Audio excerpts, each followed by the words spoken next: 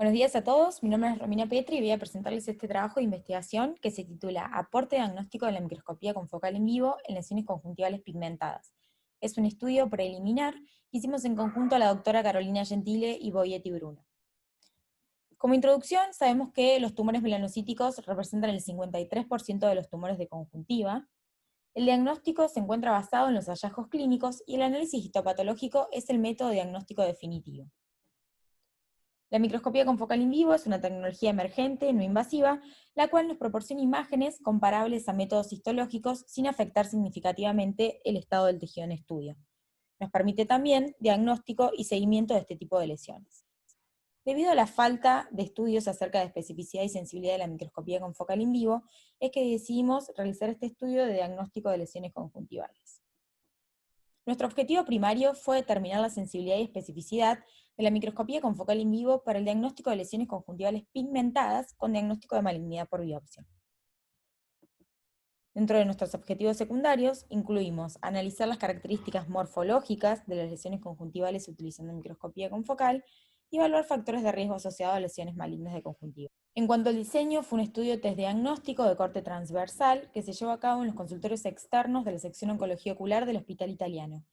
El periodo comprendido fueron los años entre 2013 y 2018. La población fueron pacientes mayores de 10 años que podían colaborar con el estudio de microscopía confocal y que presentaban lesiones conjuntivales pigmentadas.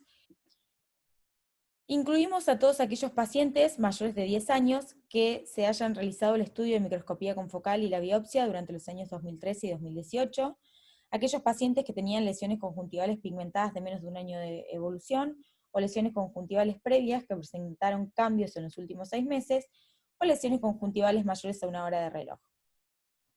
Excluimos a aquellos pacientes que no presentaban confocal o biopsia, y pacientes no colaborativos o con anomalías anatómicas oculares que nos dificulten la realización del estudio.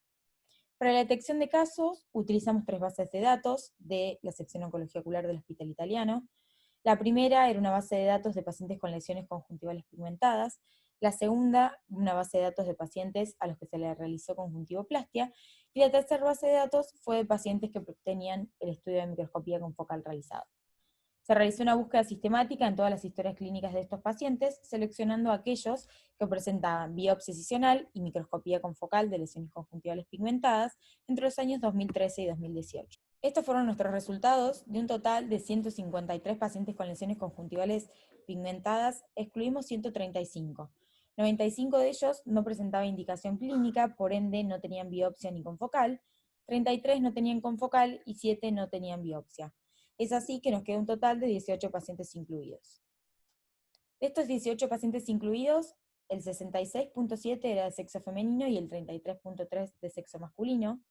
En cuanto a la edad del diagnóstico, obtuvimos una mediana de 41 años, y dentro de los pacientes que presentaban lesiones conjuntivales sin atipía, la edad al momento del diagnóstico fue de 41.63, y en los pacientes que presentaban lesiones con atipía, la edad al momento del diagnóstico fue de 51.7.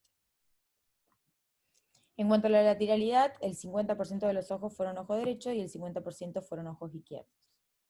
Hablando un poco de la localización, como vemos en este gráfico, el 33.3 se localizó a nivel del cuadrante nasal superior, el 28.7 a nivel del cuadrante nasal inferior, el 22.2 en el cuadrante temporal inferior y el 16.7 en el cuadrante temporal superior. Cuando evaluamos los pacientes que tenían melanosis adquirida primaria con atipía, el 40% presentaba lesiones conjuntivales pigmentadas a nivel del cuadrante nasal inferior y el 40% a nivel del cuadrante nasal superior. Dentro de los pacientes que tenían melanoma, el 50% se localizó a nivel del cuadrante nasal inferior y el 50% a nivel del cuadrante temporal inferior. Hablando un poco de la extensión en horas de reloj, podemos ver en este cuadro, el 38.9 presentaba una extensión superior a 4 horas de reloj, el 33.3 una extensión de entre 2 y 4 horas de reloj, y el 27.8 una extensión menor a 2 horas de reloj. Al evaluar pacientes con melanosis adquirida primaria con atipía, podemos observar que la extensión superior a 4 horas de reloj estaba presente en el 60% de los casos, y la extensión superior a 2 horas de reloj se encontraba presente en el 80% de los casos. En cuanto a los pacientes que presentaban melanoma, la extensión superior a 4 horas de reloj se vio en el 100% de los casos. Obtuvimos así una P estadísticamente significativa para extensión superior a 2 horas de reloj de lesiones conjuntivales pigmentadas con signos de atipía o malignidad. En cuanto al compromiso de conjuntiva subtarsal o de carúncula, el 22.2 presentaba compromiso en estos sitios. El 40% de los pacientes con melanosis con atipía y el 50% de pacientes con melanoma presentaba tanto extensión en conjuntiva subtarsal como en carúncula. Obtuvimos una sensibilidad del 85.7 y una especificidad del 91% para la detección de malignidad o atipía en lesiones conjuntivales pigmentadas por microscopía confocal. Como podemos observar, de los 18 pacientes evaluados, estos fueron los resultados de la microscopía confocal y la biopsia. Podemos ver una concordancia en el diagnóstico de nevus y melanoma, en donde obtuvimos 5 pacientes, tanto por confocal como por biopsia con resultado de nevus, y 2 pacientes con resultado de melanoma en confocal y en biopsia, pero a la hora de evaluar melanosis adquirida primaria sin atipía, 7 pacientes presentaban este diagnóstico en confocal, mientras en el diagnóstico con la biopsia fueron 6, y en melanosis adquirida primaria con atipía, 4 pacientes presentaban este diagnóstico con microscopía confocal, y 5 pacientes tenían diagnóstico con atipía en biopsia. Pudimos obtener para nevus una sensibilidad y especificidad del 100% de microscopía confocal, al igual que un valor predictivo positivo y negativo de un 100%, y los hallazgos histológicos fueron 100% de los casos células hiperreflectivas con gránulos en el epitelio basal, 60% presentaba células dendríticas pequeñas hiperreflectivas en el epitelio, 40% quistes o pseudoquistes, y 20% nido de células de tamaño mediano uniforme en el estroma y presencia de vascularización prominente. Dentro de los pacientes que obtuvimos diagnóstico de melanosis adquirida primaria sin atipía, observamos una sensibilidad del 100% y una especificidad del 91.7 en la microscopía confocal, con un valor predictivo positivo del 85.7 y un valor predictivo negativo del 100%. Los hallazgos histológicos, el 100% de los pacientes presentaban células hiperreflectivas con gránulos en el epitelio basal y el 85.7 células dendríticas pequeñas hiperreflectivas en el epitelio. El 28.57 tenía vascularización prominente. Para los pacientes con melanosis adquirida primaria con atipía, obtuvimos por microscopía confocal una sensibilidad del 80% y una especificidad del 100%, con un valor predictivo positivo del 100% y un valor predictivo negativo del 92.9. Los hallazgos histológicos fueron, en el 100% de los casos, células hiperreflectivas con gránulos en todo el espesor epitelial, en el 75% de los casos, células hiperreflectivas con gránulos en el epitelio basal y células dendríticas pequeñas hiperreflectivas en el epitelio, y en un 25% de los pacientes, vascularización prominente y células dendríticas grandes hiperreflectivas en el epitelio.